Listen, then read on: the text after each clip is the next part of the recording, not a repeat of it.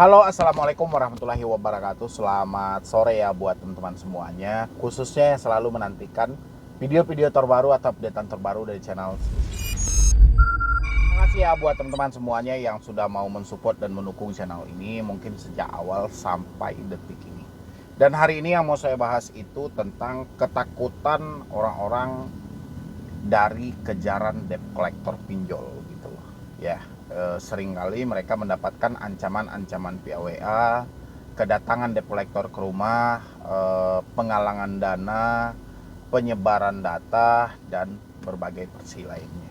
Saya mau bahas buat teman-teman semuanya hari ini ketakutan dari orang-orang yang ingin didatangi DC pinjol dan disebarkan datanya. Dan sekalian nanti kita juga mau bahas bagaimana sih seharusnya Anda bersikap gitu loh. Karena kalau dibiarkan terus-menerus seperti ini, saya rasa ini tidak akan pernah kelar dan tidak akan pernah ada habisnya gitu loh.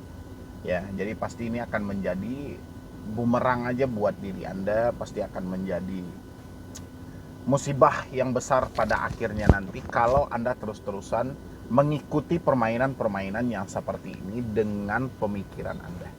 Ya, dan sebelumnya saya sampaikan juga buat teman-teman semuanya yang ingin berlangganan di channel ini dan juga mendapatkan akses ke grup WhatsApp dan langsung Zoom sama saya nanti, tanya jawab seputaran gagal bayar pinjol, silahkan klik tombol gabung yang ada di bawah nama channel. Yang belum mensupport channel ini silahkan disupport dulu. Semoga channel ini makin berkembang dan pastinya makin bisa selalulah memberikan edukasi-edukasi yang positif buat teman-teman semua.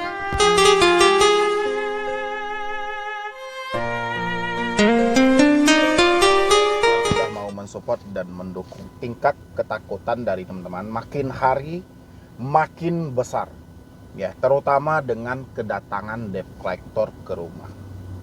Ya, dan jadi pertanyaan saya, ini mau sampai kapan gitu?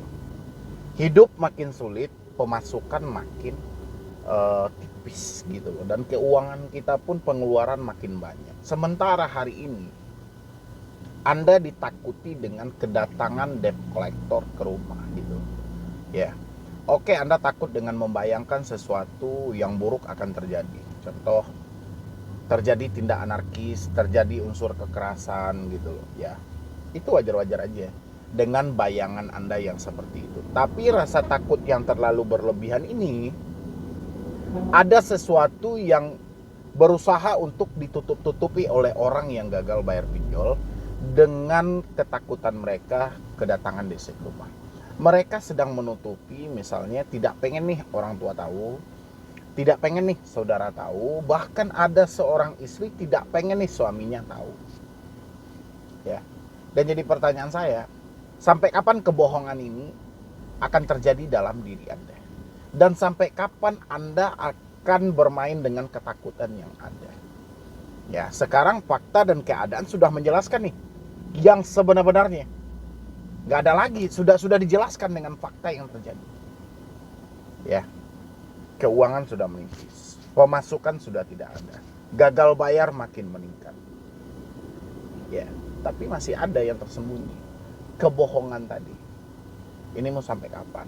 Ya, silahkan Anda bertanya dengan diri Anda sendiri. Habis itu ketakutan didatangi DC ke rumah. Bukankah sejak awal saya menjelaskan sama teman-teman semuanya, mungkin dari si DC-nya juga Anda sudah tahu ya, tugas si DC ini adalah menjemput tagihan. Yang jadi kendala Anda adalah yang Anda pikirkan, duit saya nggak ada bang. Sebenarnya bukan problem dengan duit Anda tadi, balik ke yang saya bahas awal tadi. Ada sesuatu yang berusaha Anda tutupi. Ya. Kalau soal uang tidak ada, semua orang juga paham, saya juga paham juga. Sejak awal duit Anda juga nggak ada. Sehingga terjadilah ketidakmampuan. Seharusnya. Ini seharusnya ya buat teman-teman semuanya yang masih ketakutan didatangi DC di luar sana. Justru inilah yang bagus. Inilah yang terbaik. Kita ingin merubah unsur yang semulanya ini online, kita rubah menjadi offline. Ya. Anda bertanya dalam diri, kendalanya uang nggak ada bang. Iya saya paham. Nggak ada masalah, DC itu datang, memang tujuannya adalah menjemput tagihan. Dan juga akan bertanya, ada apa dan kenapa Anda tidak membayar tagihan. Ya.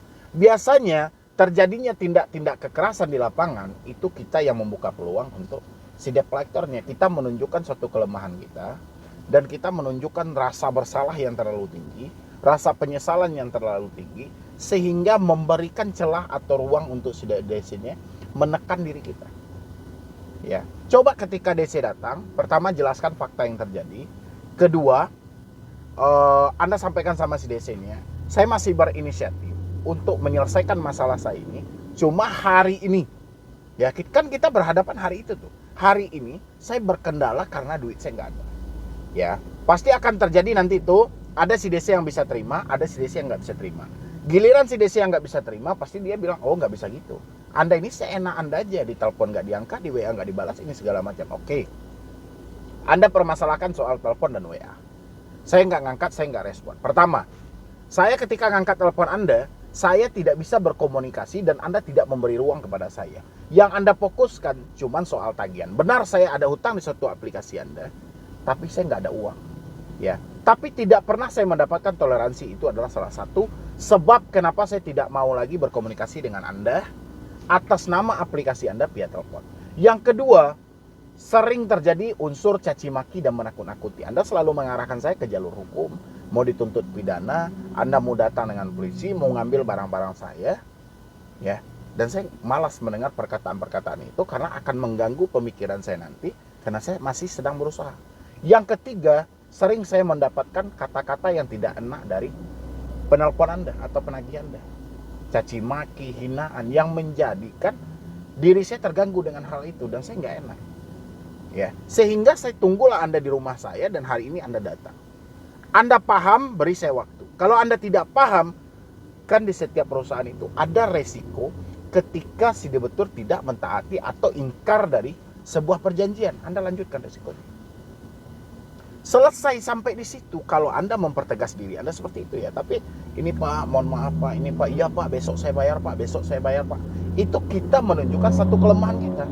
Ya, kita ini coba berkomunikasi dengan kualitas yang ada. Si DC ini hanyalah ujung dari sebuah perusahaan aja. Ya, ujung tombak aja. Si DC ini kepalanya tidak dibutuhkan kok untuk berpikir. Dia itu cuman ditugaskan datang ke rumah si debitur, tanyakan apa penyebabnya, kirim kami bukti. Makanya tak jarang si DC ketika berkunjung ke rumah orang meminta foto, memoto rumah dan berbagai macamnya. Ya, begitu kalau teman-teman misalnya sudah kedatangan DC ke rumah. Tapi bukan melulu, bukan selalu juga kita harus membebankan diri kita dengan satu pertanyaan, kapan DC datang ke rumah? Ya, jangan. Tidak ada orang yang bisa jawab. Saya sendiri nggak bisa menjawab dari pertanyaan Anda. Kapan DC datang ke rumah? Saya nggak tahu. Jawabannya adalah kalau dari saya, ketika diperintahkan oleh perusahaan mereka. Itu jawaban saya. Terus Anda mau cari lagi nih. Ya, Anda mau kumpulkan berapa banyak lagi untuk menemukan jawaban itu. Nggak ada orang yang mampu tahu. Ya, orang hanya memprediksi dari pengalaman yang ada. Ada yang 1 minggu, ada yang 1 bulan, ada yang 3 bulan, ada yang sudah bertahun tidak dikunjungi. Kita mau pegang di mana? Makanya saya bilangin, Anda yang takut kedatangan DC ke rumah, sebenarnya yang Anda takutin itu udah nggak nyambung dengan konsep yang ada. Karena tidak ada jawabannya. Ya, Anda bilangin, saya wanti-wanti dulu Bang, sebelum terjadi. Iya, biarkan aja. Sekarang, si DC mau datang, mau nggak datang, terserah mereka. Dia datang ke rumah, kita jelaskan fakta, dia nggak datang, ya sudah, bukan urusan kita. Ya, kita persiapkan diri kita. POJK itu sudah jelas, sudah lengkap dengan risiko ketika gagal bayar pinjol. Ya, saya berharap jangan ada lagi yang menakut-nakuti diri mereka hanya sebatas mempertanyakan kapan DC datang ke rumah. Ya, yang jelas-jelas pertanyaan Anda itu tidak ada jawaban yang pasti, yang akan kalau ada pun jawabannya akan membuat kacau pemikiran Anda. Ya, itu dari saya. Oke, ini ada, kita bacakan dulu email. Siang Bang Medi, mau nanya nih, aku dari Blora Jawa Tengah dan aku galbay di 3 APK. Aku laku Shopee sama EasyCash. Nah, barusan aku laku hari ini telepon di nomor telepon tempat aku kerja. Kebetulan yang ngangkat aku sendiri. Aku bilang kalau nama tersebut udah nggak kerja di tempat tersebut udah 3 bulan. Nah, mau nanya Bang, kira-kira nanti ada telepon lagi nggak ya? Nah, siapa yang bisa menjawab? Ya, ini pertanyaan simpel. Dia gagal bayar di Aku Laku dan Shopee. Dia mendapat telepon ke kantor mereka dari DC di antara yang 3 ini. Ya, dan dia bertanya kembali. Ya, pertanyaannya simpel banget ini, tapi rumit menjawabnya. Kira-kira nanti ada telepon lagi nggak ya? Kita jawab mana nih? Kalau kita jawab iya, nanti nggak nelpon. Kita jawab enggak, nanti menelpon.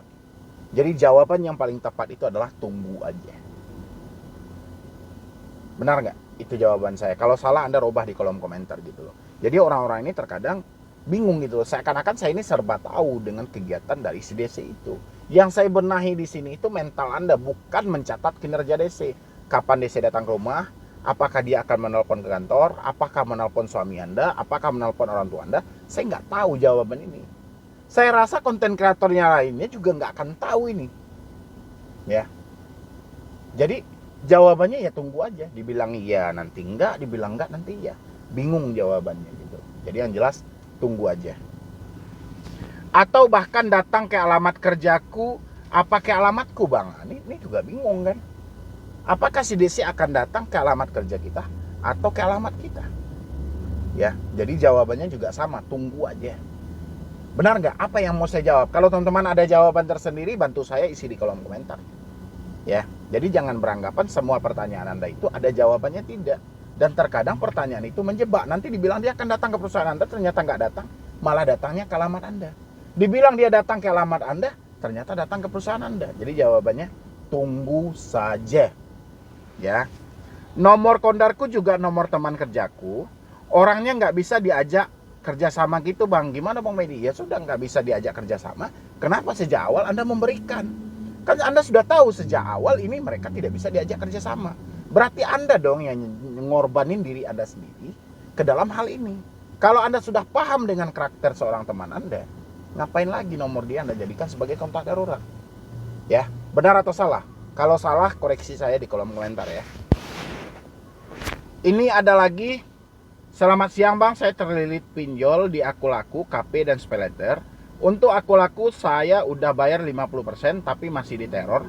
Sedangkan saya udah nggak ada buat bayar. KP dan SPayLater juga gitu. Bentar lagi saya japo, niatnya saya galbay karena sudah benar-benar tidak ada uang. Kira-kira aman nggak bang? Kalau saya galbay di 3 aplikasi itu, mungkin nggak DC ke rumah atau hubungi di luar Kondar. Makasih bang Yuda. Jawabannya sama, kita tunggu aja gitu. Ya kan, apa yang mau dijawab? Hal-hal seperti ini apa yang mau dijawab gitu. Dari teman-teman mungkin ada jawaban dari Anda, mungkin silahkan isi di kolom komentar. Kalau dari saya jawabannya yang seperti itu, ya tunggu aja. Yang penting soal DC datang ke rumah, jangan pernah menjadi ketakutan besar bagi diri Anda.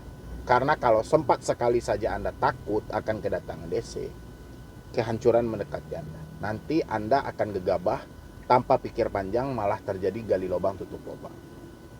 Ya, makanya jangan pernah dipikirkan soal DC datang ke rumah, soal aman nggak amannya gitu loh. Ya, nggak usah dipikirkan hal itu. Hari ini nggak mampu bayar ya sudah, berarti kendalanya uang.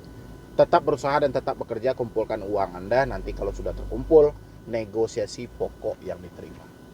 Ya, mungkin dari saya cuma itu aja. Terlebih dan terkurangnya saya mohon maaf.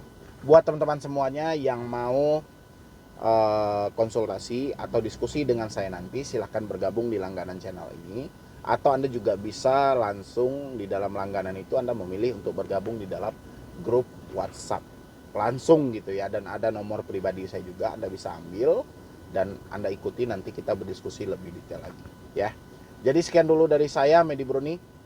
Wassalam.